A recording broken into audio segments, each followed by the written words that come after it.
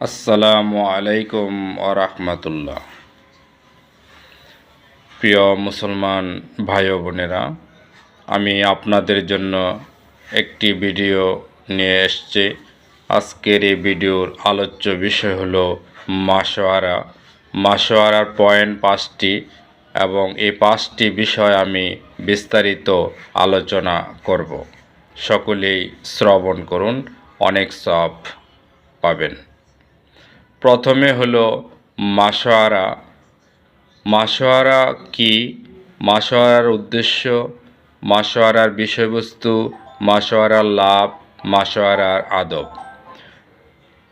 প্রথমে যদি বলতে যাই যে মাশওয়ারা কি, 1 নম্বর হচ্ছে মাশওয়ারা আল্লাহ তাআলার পছন্দনীয় আমল অথবা আল্লাহ তাআলার হুকুম, সকল নবীগণের সুন্নত, সাহাবীগণের আদত, মুমিনের সিফাত।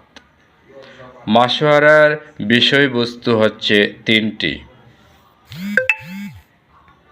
1 নম্বর হচ্ছে নিজে কিভাবে ঈমানওয়ালা, আমলওয়ালা, মুখলেসিন, দ্বীনের দায়ী হতে পারি এবং অপর ভাইকে বানাইতে পারি। আমরা যে মসজিদে আসছি সেই মসজিদে 5 কাজ চালু থাকলে ফায়দা নেব, কম জোর থাকলে জোরদার করব, চালু না থাকলে চালু করার চেষ্টা করব। আমরা যেমন একটি জামাত বের হয়ে আসছি, তেমনি আমরা এই মহল্লা থেকে একটি নগদ জামাত বের করার চেষ্টা করব। মাশওয়ারার লাভ, মাশওয়ারা করে কাজ করলে জোর মিল মহাব্বত হতে হয় না, বেইজ্জত আসে আল্লাহর রহমত ও খায়ের বরকত। মাশওয়ারা করে কাজ করলে তোর সৃষ্টি হয় না, ওহির বরকত পাওয়া যায়। মাশওয়ারা করে কাজ করলে আল্লাহ তাআলার আযাব উঠিয়ে নেয়। মাশওয়ারার হুকুম, দ্বীনের কাজে মাশওয়ারা করা ওয়াজিব এবং দুনিয়াবি কাজে মাশওয়ারা করা সুন্নত। এখন আমি আলোচনা করব মাশওয়ারার আদব।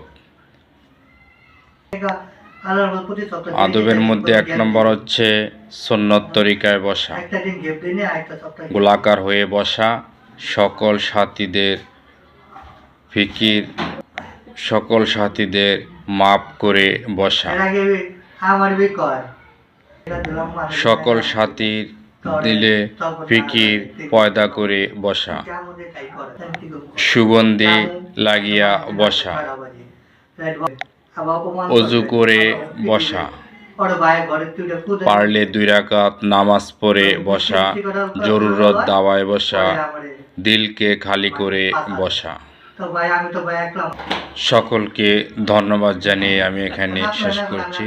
আসসালামু আলাইকুম ওয়া রাহমাতুল্লাহ।